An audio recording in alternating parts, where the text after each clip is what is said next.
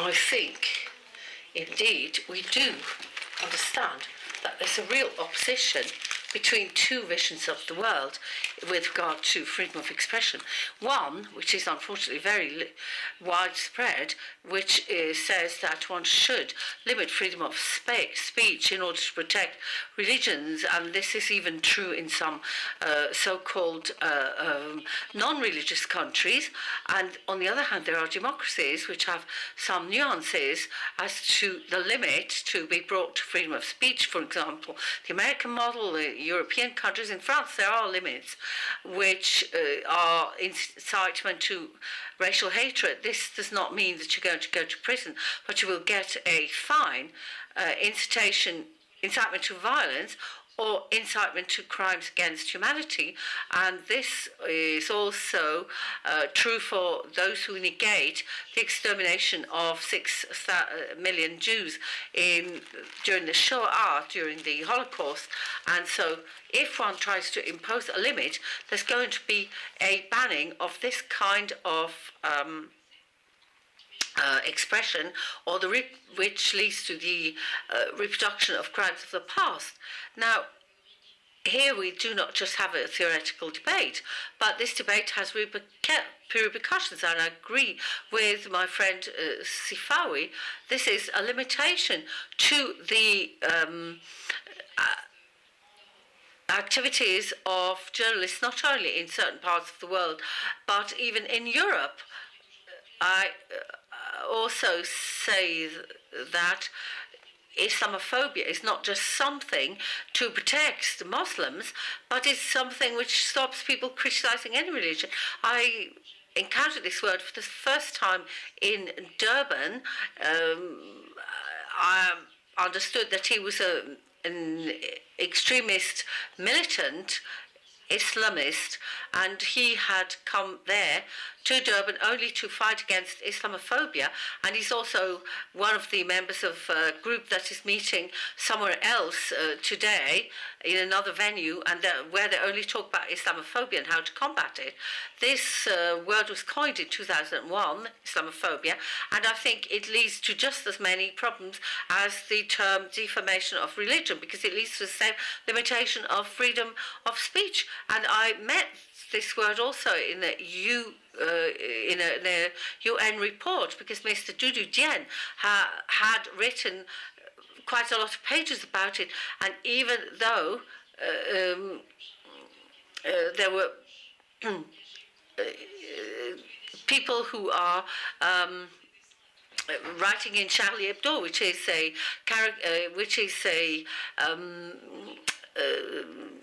publication that writes against all kinds of restrictive practices and anti-racist.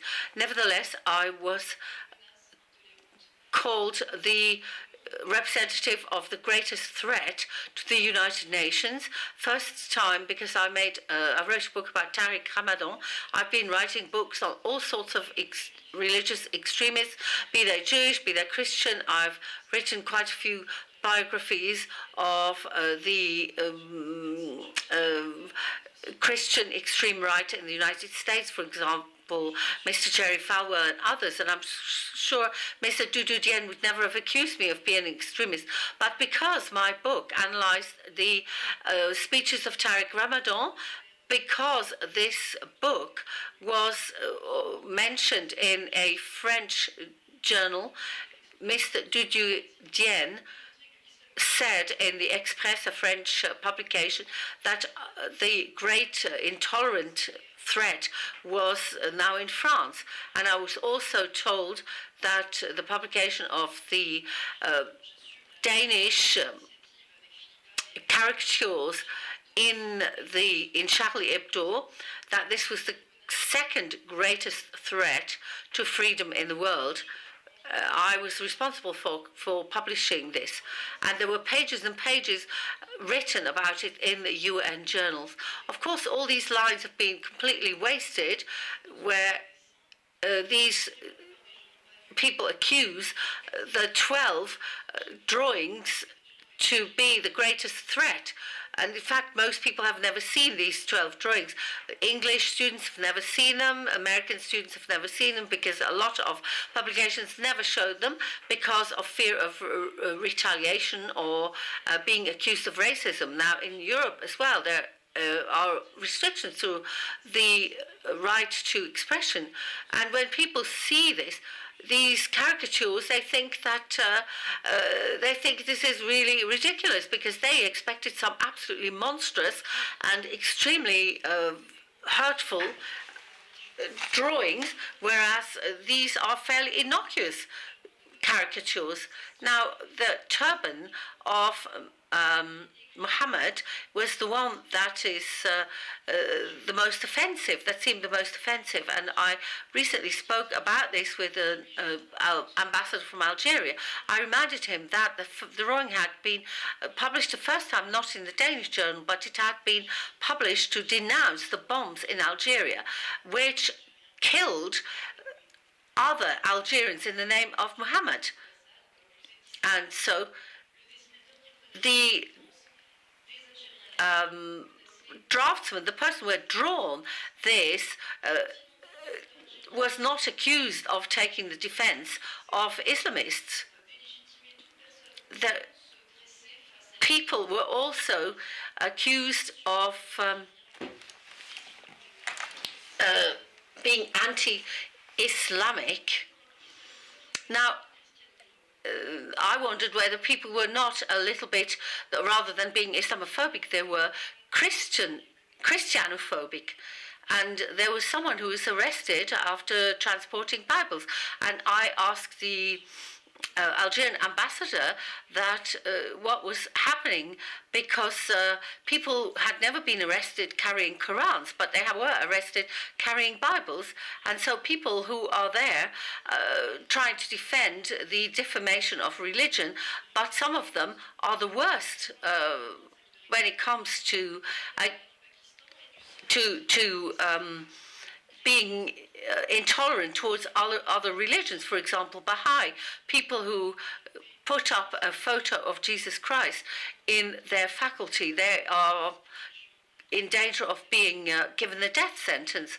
And sometimes you feel like laughing about this, but it's not a laughing matter. Mr. Doudou Dieng, who mentioned my publication, never spoke about the real situation of the minorities, the Islamic minorities in the world. For example, in China, there is the Uyghur minority. When they were humiliated by Chinese policemen, the Chinese policemen burnt Qurans, the books, the holy books, and this didn't lead to any kind of public accusation.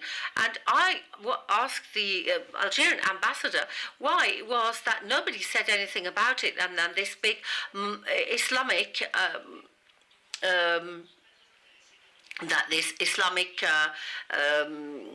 solidarity did not manifest itself for Uyghurs. And the Uyghurs said that they were oppressed by China, not by Israel or the United States, and therefore nobody was interested in their oppression. And it is this two weights and two measures that really appears in the Human Rights Council, and this convinces us that the defense for the defamation of religion is not a defense of minority in religions. And to finish, I could tell you the last experience I had with the Human Rights Council. We came with Arte to try and film the examination of the article on freedom of expression. The delegate from Nigeria, the delegate from South Africa, the delegate from Egypt asked the filming to stop because it stopped. It did not allow free expression, even though it was a public meeting, and we were asked to stop filming. Now, this film is going to be shown on Arte on the 21st of April. I would just like to tell you that the UN then apologized and said that this was not absolutely right. They gave us some archive material, and there is a sequence which is not in the film, and I can just tell you that I asked the ambassador from Pakistan why she wanted to keep this concept of defamation of religion. And she said, of course, it was not to stop any criticism of religion, of course.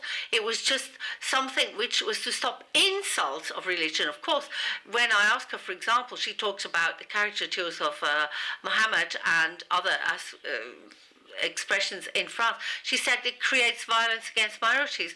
And I said to her, the competition that Iran launched for caricatures of the Shoah, does that not lead to violence? And she said, oh no, this is a terribly polemical subject. We can't talk about this. And she said that I had to be very, very careful not to show these images because there might be some misuse, and I did not put them in the film. But I heard the delegate from Iran who said that there shouldn't be an article on the commemoration of the Shoah in the name against the article against defamation of religion. Thank you.